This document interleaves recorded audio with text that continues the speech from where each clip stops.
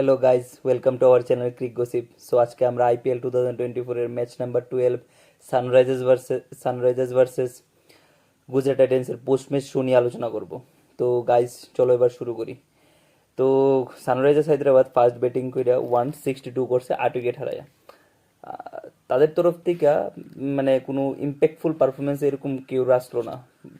ফার্স্টে opening Naima Travis head আর Mayank Agarwal start করছিল ঠিকই ভালোই, কিন্তু মায়াঙ্ক আগরওয়াল আউট হয়ে গেছে গা।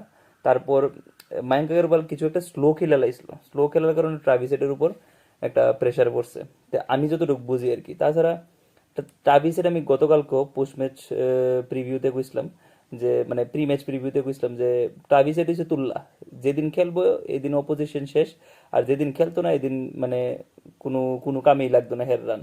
তো তারপর মায়াঙ্ক আগরওয়াল আউট হয়েছে। তারপর অভিষেক শর্মা নামলো। অভিষেক শর্মা লাইমা রাশিদ খানের এগেনস্টে ভালো একটা ইন্টেন্ট দেখাইছে। তো স্টার্টটাও হেও ভালো স্টার্ট করছিল, রাশিদ খান অ্যাটাক করা স্টার্ট করছিল। তারপরে ট্রাভিসের একটা নূর আহমেদের বলে আউট হয়ে গেছে। তারপরের থেকে তাদের অভিষেক শর্মা আউট হয়ে গেল গা। তাদের এরপর থেকে আর তার কোনো মানে ভালো একটা ইম্প্যাক্টফুল পারফরমেন্স করতে পারছে না কেউ। ক্লাসেন জাস্ট 24 রান করছে 13 বলে, আর আব্দুল সামাদ লাস্টে দিয়ে সেটা 29 রান করছে 14 বলে। এটাই তাদের ইন টোটাল গিয়া 162 করছে, আর 8 উইকেট হারাইয়া। তার এগেনস্টে জিটি 168 করছে, মানে 19 ওভার 1 বলে তারা পুরাপুরি রানটা চেঞ্জ করে নিছে। তাদের তরফ থেকে সাহা আর শুভমান গিল মিল্লা ভালো একটা স্টার্ট দিছে। তো সাহা 25 রান করছে 13 বলে, আর শুভমান গিল করছে 36 রান 28 বলে। সুদর্শনও 45 রান করছে 36 বলে।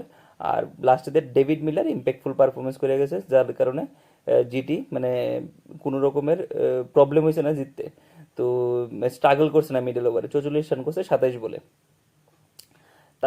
তাছাড়া এসআরএইচ এর যে সময় ব্যাটিং করছে, তো তখন মহিষ শর্মা খুবই ভালো পারফরমেন্স করছে।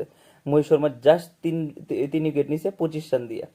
আর জিটির তরফ থেকে মানে সরি, জিটি না, সানরাইজ হায়দ্রাবাদের তরফ থেকে এরকম কেউ ভালো পারফরমেন্স করছে না। যদি ভালো পারফরমেন্স করতে হয়তো গুজরাট টাইটেন্স জিততে পারতো না। তো প্যাট কামিন্স জাস্ট 28 রান দিয়া 1 উইকেট নিছে, আর শাহবাজ আহমেদ 20 রান দিয়ে 1 উইকেট নিছে। এও জাস্ট 2 ওভার করছে। তো গতকালকের আমার প্রেডিকশনটা মানে হয়েছে না। ভাবছিলাম সানরাইজার্স হায়দ্রাবাদ জিতবো, যেহেতু লাস্ট একটা ম্যাচে ভালো পারফরমেন্স করে আইছে। তো তারা এটা ক্যাপিটালাইজ করতে পারছে না, তারা মানে মোমেন্টামটা ধরে রাখতে পারছে না আমি যতটুকু বুঝলাম। বিকজ তারা পাওয়ার প্লেতে সেই একটা মানে সামহাও তারা ম্যানেজ করে নিছিল পাওয়ার প্লেটা প্রথম মানে পাওয়ার প্লেতে রান আইসে না কইলেও এরকম না, রান আইসে লাস্টে দিয়ে তারা ভালো একটা ম্যানেজ করে নিছে রানটা। কিন্তু সেই একটা ইম্প্যাক্টফুল পারফরমেন্স করতে পারছে না। তাছাড়া জিটি জিটির আমি প্লেইং ইলেভেনটা যদি দেখি, জিটির প্লেইং ইলেভেনে তারা দর্শন নালকান্ডারে খেলাইছে। আমি বুঝি না, ইন্ডিয়ান একটা ভালো ফাস্ট বোলার আছে তাদের এদিকে, কার্তিক তিয়াগি রে কেড়ে খেলা না তারা।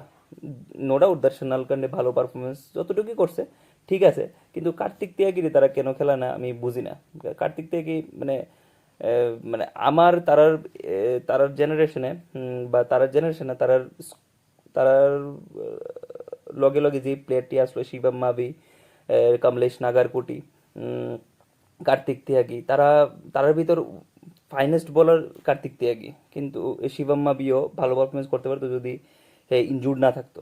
আর সেম কমলেশ নাগারকুটিও ইনজুর্ডের কারণে কলকাতা নাইট রাইডার্স শিবম মাভি আর কমলেশ নাগারকুটির অনেকটা মানে ব্যাক করছে। ইভেন কি তারার আম, যে সময় ইনজুরি আসলো, ইনজুরি রিকভার করার লিগে অনেকটা হেল্প করছে নাইট রাইডার্সের ওনাররা। কিন্তু তারা সেই ভালো পারফরমেন্স করতে পারছে না, বা ইনজুরির উপর ইনজুরি থাকেই।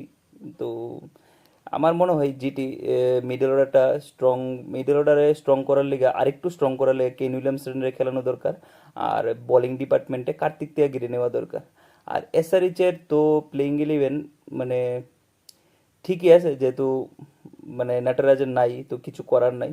তো তার পাশাপাশি একটা ব্যাড নিউজ এসআরএইচ এর লিগা, যে ওয়ানিন্দু হাসারাঙ্গা রুলড আউট হয়ে গেছে ডিউ টু ইনজুরি। আইপিএল 2024 থেকে। তো এটা একটা ব্যাড নিউজ সানরাইজার্স হায়দ্রাবাদের লিগা। দেখা যাক তারা নেক্সট ম্যাচে কী করে। তো আজকের এই ভিডিওটা এখানে শেষ করছি। আশা করি তোমাদের ভিডিওটা ভালো লাগবে। ঠিক এমনভাবেই বাকি টিমগুলো সম্পর্কে জানতে আমাদের YouTube channel Crick gossip subscribe করুন। তার পাশাপাশি লাইক এবং কমেন্ট করে আপনাদের মতামত জানান। আপনাদের প্লেইং ইলেভেন কী হতে পারে নেক্সট ম্যাচগুলোতে, তো এটা কমেন্ট করে জানান। Thank you, good night.